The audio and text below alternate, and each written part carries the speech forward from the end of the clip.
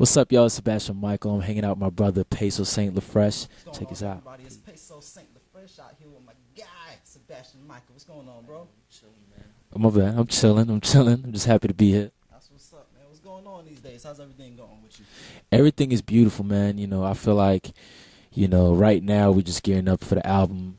We're doing a promo tour right now, and it's just kind of like it's the most exciting time of my life so far. You know what I'm saying? Just being able to put out my first album.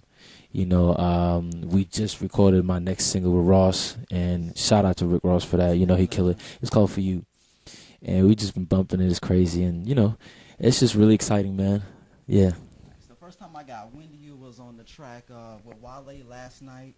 Had a dope sample. When I first heard it, I don't know, it just spoke to me. How did that come about? How did you get Wale on the track? How did you find that track? Well, I mean, since we're based in Miami, Slip and Slide's based in Miami.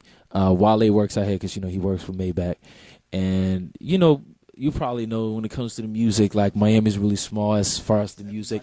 Exactly, everybody knows everybody. So we was in. I was in with Big D and Lamb, who produced the record. We cut the record, and I just. I wasn't familiar with Miami at the time. I just been down working and stuff, but I wasn't really in the actual scene. So I just threw it out there. I was like, you know what? Wale would actually sound dope in this record. Like, it just has a style, and and I knew that I wanted to feature on the record because, it's just that type of feel of a record, so it needed a feature. So I was like, man, Wale would sound dope in this, la la. And they, I didn't think, we was actually going to get him on the record, and It's always a blessing. It's such a blessing, man. Yeah. Without or with Wale. Congratulations. Thank you so much, man. Something I don't know if everybody knows about you. Where you from? Tell them where you're from. I'm from Sweden originally.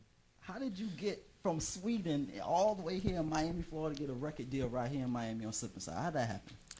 Man, I just had big dreams, man. Like growing up in Sweden, if you have those ambitions and if that's like your goal as far as being an artist, people would kind of look at you like you're crazy, especially where I was from, because nobody had done it. You know what I mean? From the city I was from. So me, talking about it and wanted to do it and all that type of stuff. Like, I just kind of felt like I couldn't stay in that mentality. I couldn't stay in that environment.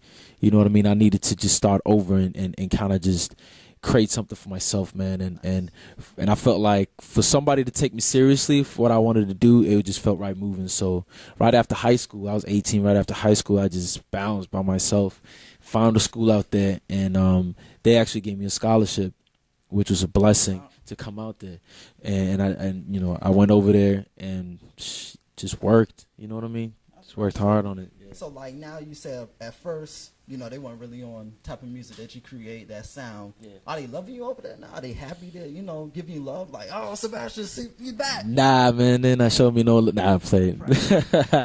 No, definitely. Like, obviously, my family, my close friends, they proud, to see that I'm actually doing what I always wanted to do.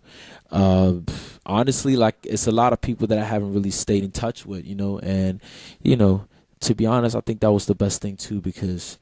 I keep the friends that I've always been friends with, the people that I really cared about me. I always keep them close, but, just people I used to hang out with that weren't, positive around me, I kind of just, left that. So I haven't really been in touch with them. So to be honest, as far as the country playing the music, they're slower on urban music. They're not really on that. Like, they're more pop and, the rhythmic type of world. And especially in Europe, rhythmic is all pop. Exactly.